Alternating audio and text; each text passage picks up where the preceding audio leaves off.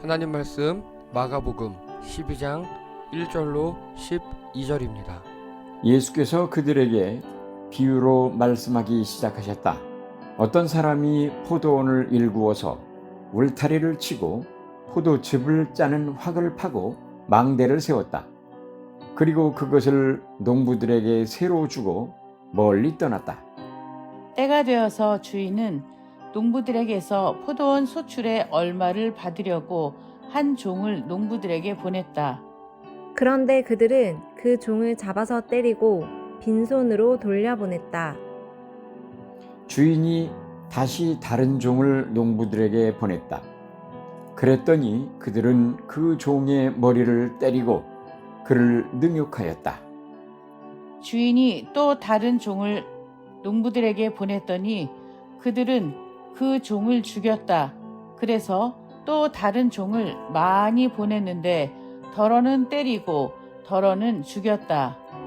이제 그 주인에게는 단 한 사람, 곧 사랑하는 아들이 남아 있었다. 마지막으로 그 아들을 그들에게 보내며 말하기를 그들이 내 아들이야 존중하겠지 하였다. 그러나 그 농부들은 서로 말하였다. 이 사람은 상속자다. 그를 죽여버리자. 그러면 유산은 우리의 차지가 될 것이다. 그러면서 그들은 그를 잡아서 죽이고 포도원 바깥에다가 내던졌다. 그러니 포도원 주인이 어떻게 하겠느냐? 그는 와서 농부들을 죽이고 포도원을 다른 사람들에게 줄 것이다. 너희는 성경에서 이런 말씀도 읽어보지 못하였느냐? 집을 짓는 사람이 버린 돌이 집 모퉁이의 머릿돌이 되었다. 이것은 주님께서 하신 일이요 우리 눈에는 놀랍게 보인다. 다 함께요. 그들은 이 비유가 자기들을 겨냥하여 하신 말씀인 줄 알아차리고 예수를 잡으려고 하였다. 그러나 그들은 무리를 두려워하여 예수를 그대로 두고 떠나갔다. 아멘. 다 함께 제목 읽겠습니다. 복음의 시작 34 말로 때리시는 예수님. 아멘. 지난주 설교 내용, 제목 등등이 기억나십니까? 예. 참지 않으시는. 예. 그 지난주가 참으시는, 참지 않으시는. 네, 감사합니다. 뭐 좋아요. 예. 잘하셨습니다. 잠깐 그거 말고요. 복음서는 왜 필요하다고요? 복음서 필요성부터 합시다, 우리. 네. 그렇죠.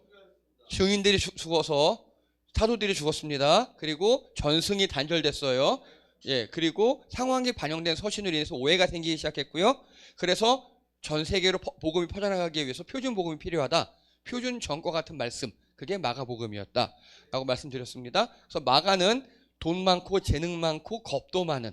근데 하나님께서 그 딱 상황에 맞는 마가를 쓰셔서 우리 손에 마가복음이 남아있다. 근데 마가복음은요.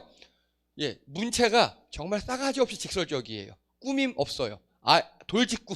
그러게 마가복음이었고 주제 다 함께 읽겠습니다. 시작. 예수 그리스도 복음의 시작. 감사합니다. 그래서 지난주에요. 예수님께서 베다니를 떠나갈 때 배가 고프셨어요. 그래서 베다니에서 멀리 보니까 저 벳바게라는 뜻 자체가 처음 익은 무화과 열매의 집이라는 뜻이에요. 거기 푸르게 무성한 무화과가 보여요.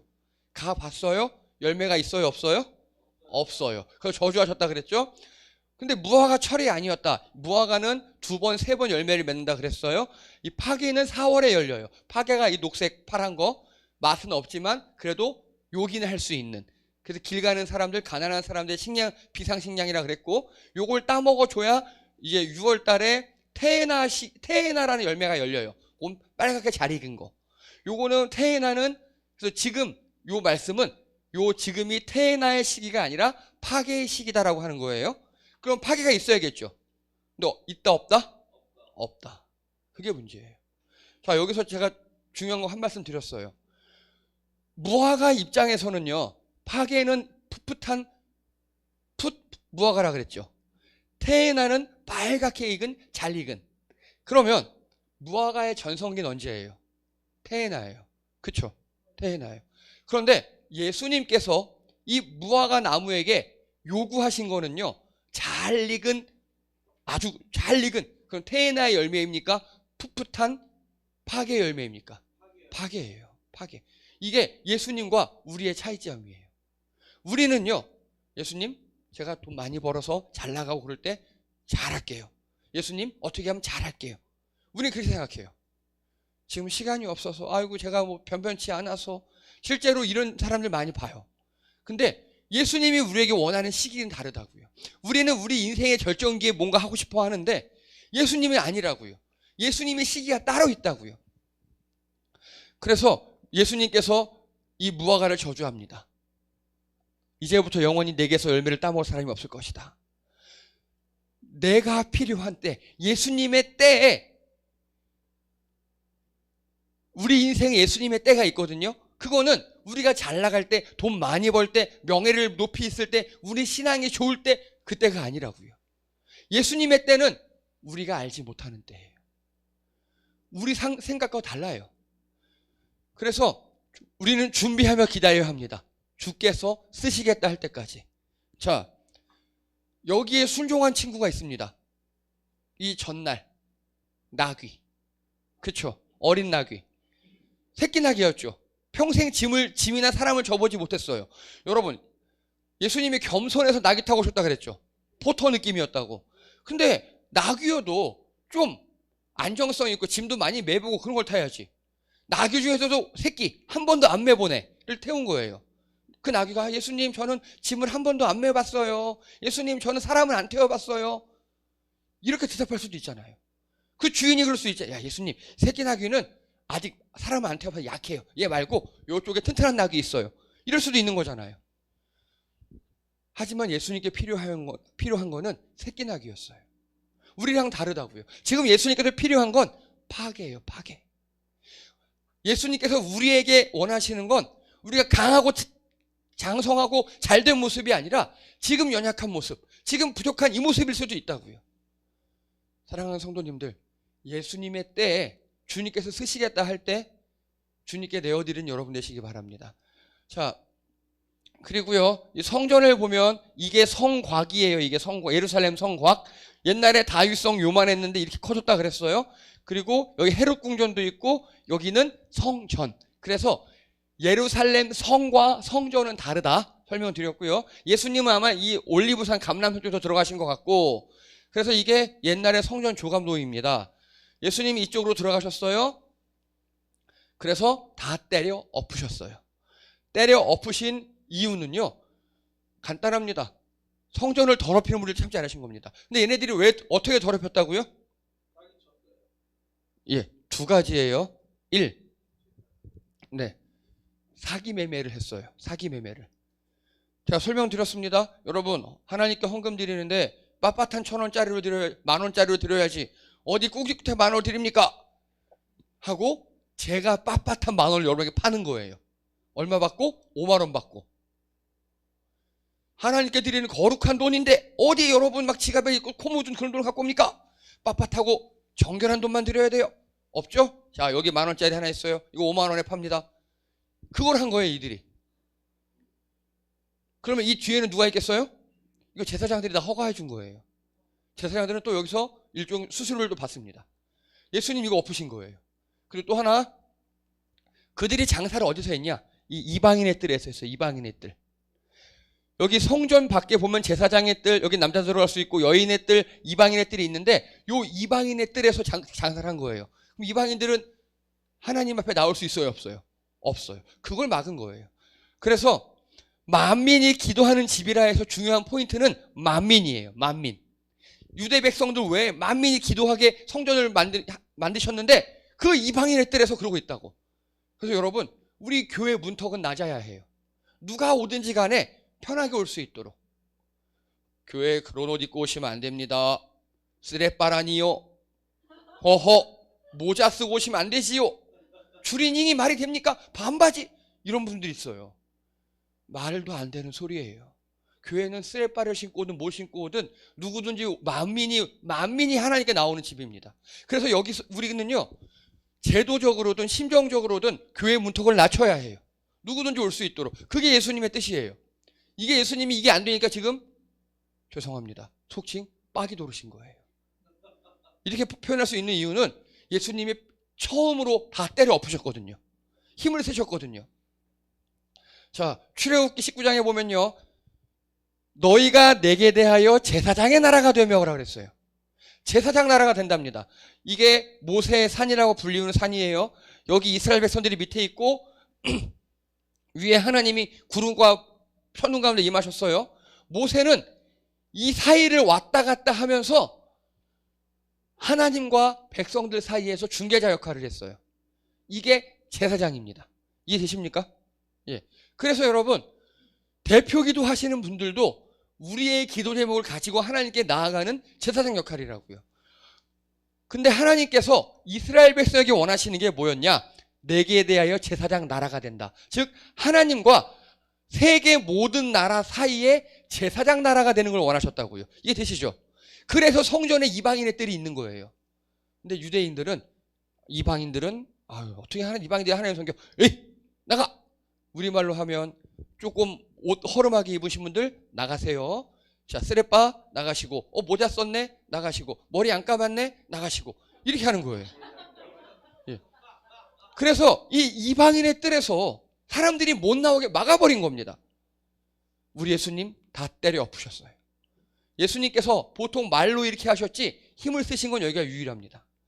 그리고 이 파괴 있죠, 열매를 맺지 못한 이스라엘입니다. 이게 바로 두 개가 같은 거예요. 그래서 예수님께서, 하나님께서 이스라엘에게 원하셨던 건 열매를 맺는 겁니다. 뭐 세계 전체 다 전도하고 그런 게 아니에요. 그냥 너희가 할 수 있을 만큼 이방 나라들에게 선한 영향을 끼치며 전도하렴. 여러분, 저는 개인적으로 저희 아내가 은혜 받는 게 무서워요. 저희 아내는 어려서부터 교회에서 뽐뿌지를 받고 자라가지고요, 은혜를 받으면 온 세상을 다 뒤집어야 한다고 생각해요. 이 학교를 다 복음화시켜야 하고 이 동네를 다 뒤집어서 예수님께 인도하는 모세가 된다고 생각하나 봐요. 하나님 우리에게 원하시는 게 그런 게 아니라고요. 하나님이 이스라엘에게 원하셨던 건 이방 주변 나라들, 너희 나라에 오는 사람들, 잘 익은 테에나가 아니라 이 파괴 같은 열매, 그걸 원하셨다고요. 근데 그걸 내놓지 못한 이스라엘을 지금 예수님이 이스라엘을 대표되는 무화과를 저주하시고 그 성전을 뒤엎으신 겁니다. 열매 없는 이스라엘에 대해서 참지 않으셨어요. 파괴 없는 무화과, 이방이 못 들어가는 성전 다 저주하시고 때려 엎으셨습니다. 오늘은 이제 그 다음 이야기입니다. 자, 예수님께서 이렇게 한바탕 소동을 벌이셨어요. 한번 추측해 보세요. 다음에 어떤 일이 벌어질까요? 설마요. 설마요. 자, 1절 다 함께 읽겠습니다. 1절입니다. 시작.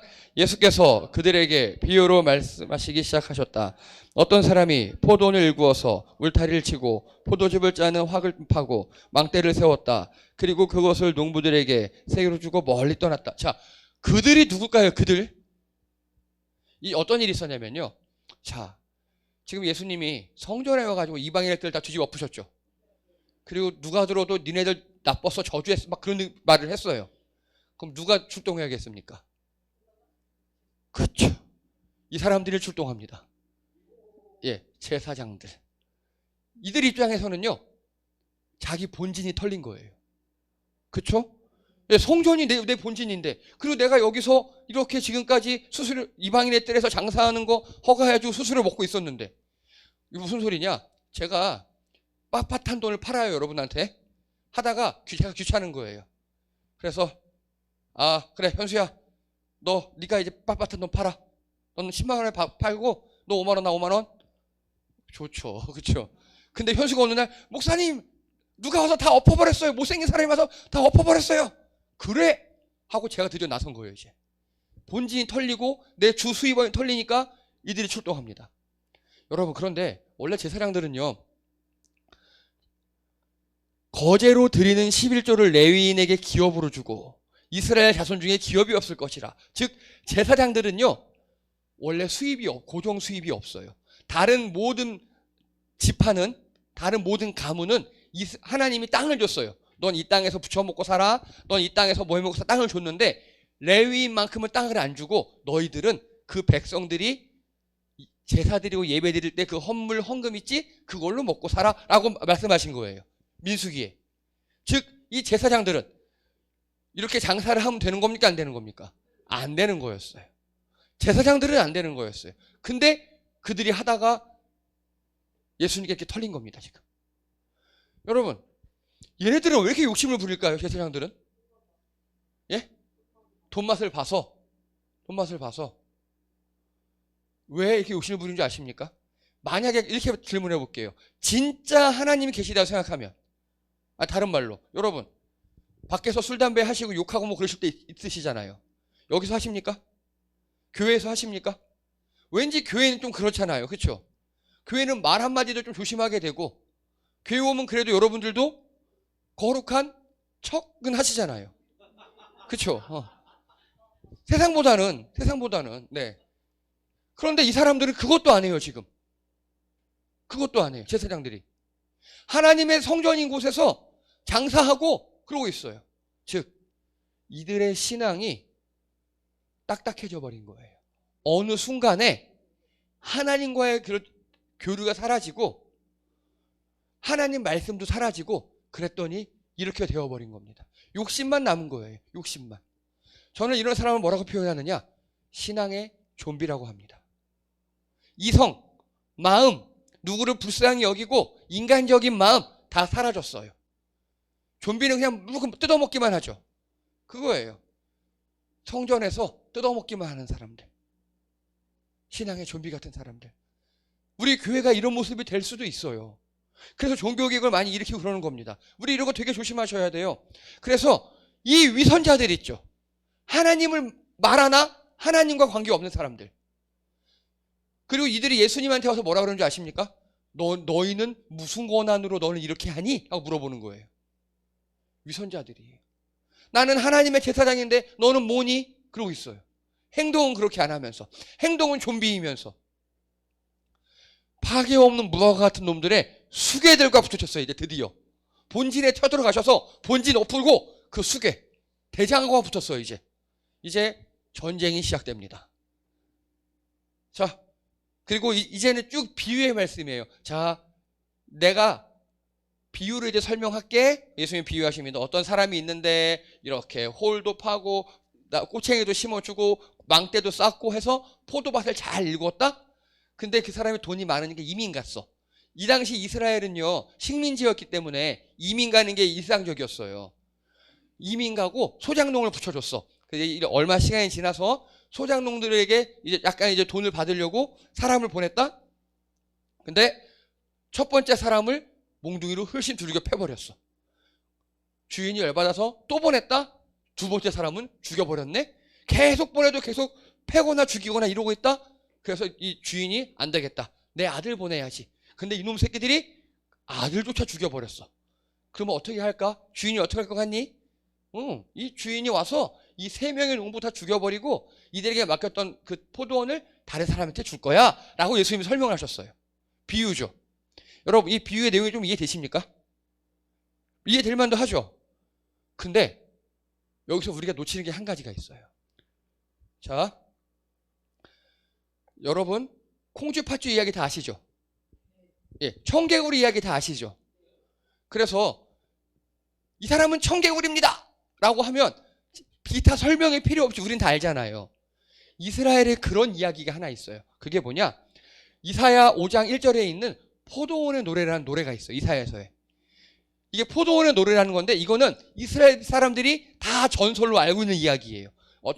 읽어드릴게요. 나는 내가 사랑하는 자들을 노래하되 내가 사랑하는 자의 포도원을 노래하리라. 내가 사랑하는 자에게 포도원이 있으며 심히 기름진 산에도다. 땅을 파서 돌을 제하고 극생품 포도나무를 심었도다. 그 중에 망대를 세우고 또 그 안에 술틀을 팠도다. 좋은 포도를 맺기를 바랐더니 들포도를 맺었도다. 예루살렘 주민과 유다 사람들아, 이제 나와 내 포도원 사이에서 사리를 판단하라. 내가 내 포도원을 위하여 행한 것 외에 무엇을 더할 것이 있으랴. 내가 좋은 포도 맺기를 기다렸거늘 들포도를 맺음이 어찌 됨인고 등등등. 이게 이스라엘 사람들은 모두 다 아는 이야기입니다. 오늘 예수님은요 이 이야기를 모티브로 해서 비유를 드신 거예요. 이해되시죠? 그래서 이 이야기를 모르면 우리의 오늘 본문 이해가 한정적일 수밖에 없어요. 자, 그럼 여기서 한번 볼게요.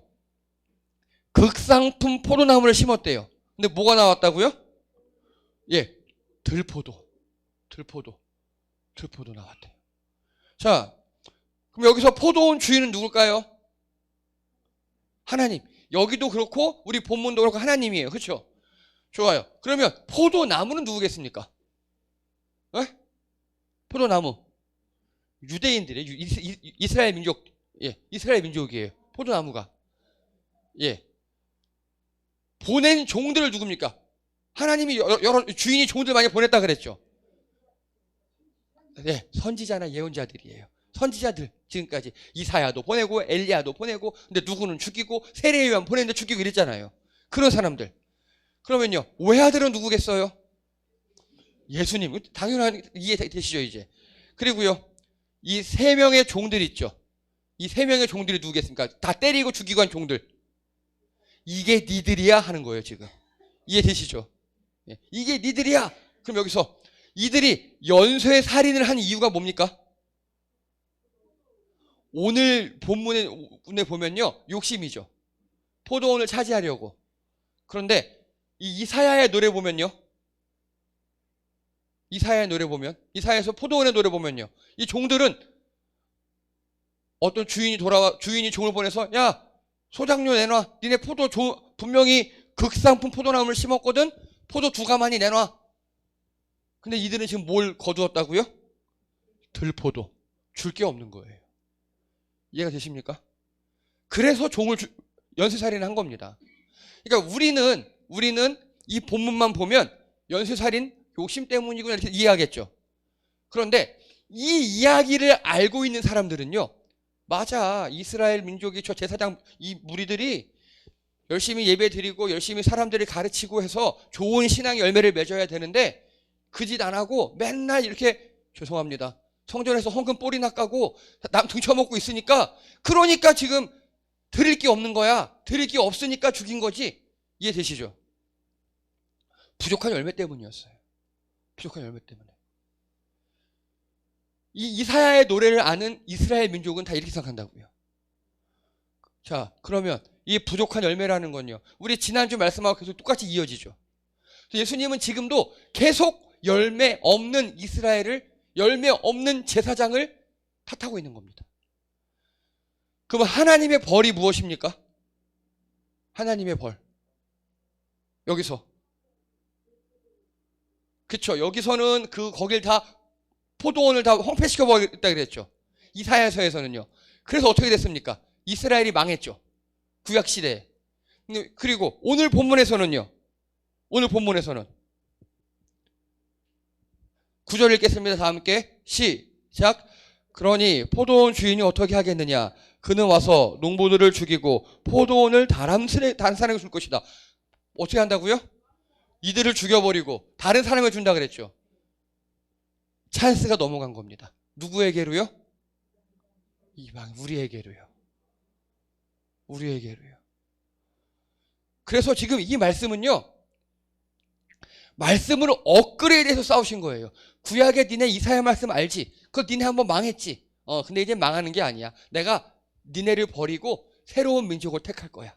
그게 누구죠? 우리들이요. 신약의 교회. 니들이 바로 열매 못 맺고 욕심 가득 찬 그놈들이다! 라고 선언을 하시며, 이제 난 이스라엘에서 손을 털을 거야. 라고 말씀하시는 겁니다. 그리고요, 우리 10절 읽습니다. 10절 시작. 너희는 성경에서 이런 말씀을 읽어보지 못하였느냐? 집을 짓는 사람이 버린 돌이 집 모퉁이의 머릿돌이 되었다. 아멘. 이게 무슨 소리인지 이해되십니까? 네. 이게요, 우리나라는 또 이해 못해요. 우리나라 사람은. 자, 이 집 모퉁이의 머릿돌, 영어로 할게요. 코너스톤이에요. 코너스톤. 코너, 구석탱이 있는 돌 있으시죠? 자, 이겁니다, 이거. 즉, 벽과 벽이 만나는 구석이 있죠. 거기 밑에 크고 굵은 돌. 우리나라는요, 흙집이나 나무집이죠. 그러니까 기둥이 필요해요. 그래서 기둥 밑에 뭘 둬요? 그래서 주춧돌을 두죠. 기둥이 땅방으로 들어가지 못하게 해서. 얘네는요, 바닥도 돌이고 다 돌집을 지어요. 그러다 보니까 이렇게 구석에 튼튼한 주춧돌 같은 걸 놔서 벽이 밀리지 않도록. 여기 하중을 제일 많이 받거든요. 양쪽으로 벽이 밀리지 않도록 이게 무게추 역할을 해줘요. 그거를 코너스톤이라고 해요. 이 코너스톤은 우리나라에는 없어요. 이거는 우리나라는 목재 그리고 우리가 흙집이었기 때문에 없어요. 나중에는 이 코너스톤이 크고 묵직하니까 여기다가 이렇게 뭐 몇 월 며칠 이 건물 준공 머릿돌이죠 이게. 그 머릿돌 역할까지 같이 해요. 코너스톤에 이렇게 새겨가지고. 그래서 우리나라 이 주춧돌과 그리고 이 머릿돌 역할을 겸하여 하는 게 바로 코너스톤입니다. 이해되시죠? 예. 자, 이거 이해하시고 오늘 본문은 그래서 석조 건축물 구석 하단에 위치하는 게 코너스톤이고 양쪽 벽면의 하중을 견뎌주고 건축물 전체의 안정성을 확보하며 후대에는 머릿돌을 겸하여 사용한다 라는 지식을 알고 계시면 오늘 말씀은 어떤 말씀이냐? 집을 짓는 사람 누굽니까? 건축가. 여기는 석조 건물이니까 목수가 아니에요. 건축가.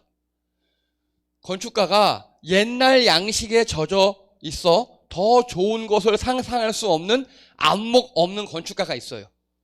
이 건축가가 자기가 지금까지 익히 알고 사용하던 모양과 크기가 다 아닌 다른 큰 돌을 봤어요. 나름 기술은 있는데 옛날 기술에만 매몰되어 있어서 발전이 없고 맨날 쓰던 것만 쓰는 그런 건축가가 어떤 크고 그런 돌을 봤는데 에이 자기가 만드는 건축물에는 쓸모없어서 버렸어요. 이해되시죠? 이건 왜 쓸모없어 버렸어. 그랬는데 혁신적이고 더 능력이 있는 다른 건축가가 그 버려진 돌을 보고 그 돌 위에 상상력을 더하는 거예요 이제. 그래서 코너스톤으로 활용하여 더 크고 멋진 건축물을 새로 지었다. 오늘 비유가 그 말씀입니다. 이해가 되십니까 이거? 그럼 여기서요. 안목 없는 건축가는 누굽니까? 그래요. 바로 니들 유대인들 제사장들. 예. 그러면 버려졌으나 코너스톤으로 활용되는 돌은 누굽니까? 예수님이에요. 예수님. 그 예수님 위에다가 새로 지어진 건축물은 누굽니까? 예. 신약교회 우리예요. 즉 오늘 위에 포도원의 비유와 이 코너스톤 이야기는 같은 의미예요. 이해되시죠? 니들은 이미 안목이 썩었어. 그래 니들 그대로 살아. 난 버릴 거야. 난 새로운 걸 할 거야. 새로운 사람들로 새로운 말씀을 할 거야. 그래서 말씀을 인용하여 예수님께서 정론으로 싸우십니다. 여러분 이게 중요합니다. 누군가와 뭐 말싸움하거나 토론하거나 할 때 늘 정론이 이겨요. 정론이 중요합니다. 예수님은 지금 이들과 싸우면서 다른 논리를 갖고 오지 않아요. 구약의 말씀을 가지고 와요 다. 구약의 말씀, 그들이 아는 말씀을 갖고 와서 정론으로 싸우십니다. 시편에 의하면 니들이 바로 안목 없는 그 건축가들이다. 여러분 말씀을 정리합니다. 오늘 예수님은 지금 제사장들의 본진에 쳐들어가셔서 그 제사장들이 익히 알고 있는 말씀을 가지고 싸워요. 니네 이렇게 말씀 이렇게 알고 있었지? 그래 니들이 바로 그 나쁜 놈이야. 니들이 건축가고 니들이 그 열매 맺지 못하는 농부들이야 라고 그들을 다 말씀으로 물리치십니다. 여러분 우리가 이런 대상이 되지 말아야 합니다. 예수님께서 어느 날 우리 교회를 보시고 야 니들 안목 없는 건축가야. 니들 내 종들 내 아들 다 죽여버린 그 놈들이 바로 니들이야 라고 하지 않으시도록 늘 깨어있으시고요. 예수님 위에 든든히 세워져 가며 새로운 마인드로 성경적 가치관으로 주님과 세상을 바라보시는 여러분 되시기 바랍니다. 기도합니다. 할렐루야. 하나님 우리에게 성경적 가치관을 허락하여 주시옵소서. 새로운 마음으로 보기 원합니다.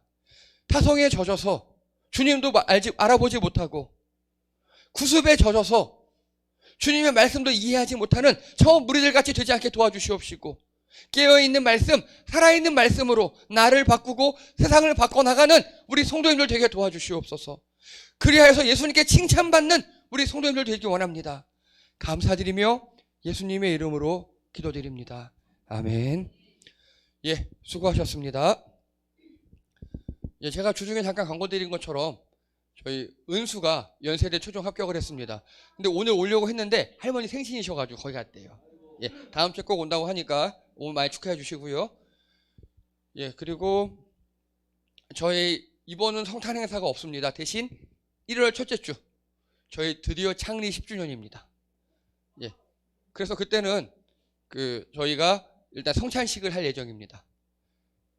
성찬식을 할 예정이고요. 그리고 뭔가 특별한 행사를 준비하고 있습니다. 많이 지금 연구하고 생각하고 있으니까 그때 꼭 현장 예배로 드려주시기 바랍니다. 그리고 저희 교회의 첫 절기입니다. 10주년 감사원금 준비해 주시기 바랍니다.